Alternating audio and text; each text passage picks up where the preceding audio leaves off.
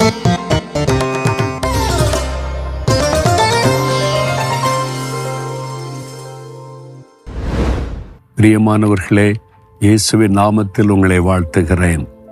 ஒலிவமலையில் இருக்கிற கெத்செமனே தோட்டத்தின் ஒரு பகுதி தான் இது.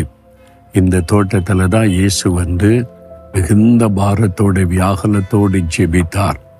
வேர்வை சிந்தி ஜெபித்தார், ரத்தம் சிந்தி ஜெபித்தார், கண்ணீர் சிந்தி ஜெபித்தார். அப்போ 3 சீஷரை தனியாக அழைத்து கொண்டு போய் அங்கிட்ட ஒரு காரியம் கேட்கிறார்.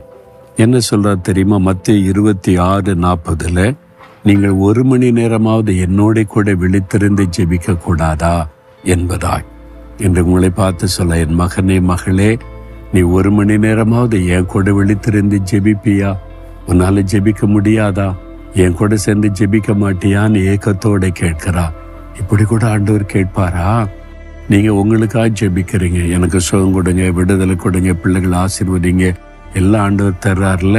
அவருடைய உள்ளத்துல ஒரு பாரம் இருக்குது. என்ன தெரியுமா? அழிந்து கொண்டு இருக்கிற மக்கள், பாவத்தில் இருக்கிற மக்கள். இந்தியாவில் பாருங்க, கோடிக்கணக்கான பேர் மதுபானத்துக்கு அடிமையா இருக்கிறாங்க, பாவத்துக்கு அடிமையா இருக்கிறாங்க. நிம்மதி இல்லாம, சமாதானம் இல்லாம எத்தனை குடும்பங்கள் பாதிக்கப்பட்டிருக்கிறது. அவங்களுக்காக அவர் பரிதபிக்கிறார். இந்த மக்கள்லாம் ரட்சிக்கப்படணுமே, விடுதலை அடையணுமே, அதுக்கு ஜெபம் தேவை. பாரப்பட்டு ஜெபிக்கிறவங்க இந்த கெத்செமனே தோட்டத்தில் உலக மக்களின் ரட்சிப்புக்காகத்தான் இயேசு தரப்பில் நின்று ஜெபித்தார். உங்க தேசத்தில் இருக்கிற மக்களுக்காக, நாட்டுக்காக நீங்க 1 மணி நேரமாவது ஜெபிக்க வேண்டாமா? ஒரு நாளில் 1 மணி நேரம், 24 மணி நேரத்துல 1 மணி நேரத்தையாவது கொடுக்க கூடாதா? அதுதான் சொல்லுகிற அதிகாலை எளிமை முதல் 1 மணி நேரத்தை ஆண்டவருக்கு கொடுங்க. மக்களுக்காக ஜெபிங்க, மற்றவங்களுக்காக ஜெபிங்க, பாவத்தில் இருக்கிற மக்களுக்காக பாரம் கொண்டு ஜெபிங்க, இயேசுவோடு இணைந்து ஜெபிங்க. அப்போ உங்களுடைய வாழ்க்கையில நிறைவான ஆசீர்வாதம் வரும். இன்னைக்கு ஒப்பு கொடுக்கிறீங்களா? ஆண்டவரே, இந்த நாள் முதல் நானும் ஜெபிக்க என்ன ஒப்பு கொடுக்கிறேன்னு சொல்லி 1 மணி நேரத்தை ஆண்டவருக்கு நீங்க கொடுக்கலாமே. இல்ல, யோசித்து பாருங்க. உன் நேரத்தை தான் ஆண்டவர் கேட்கிறார், உடைய ஜெபத்தை தான் கேட்கிறார்.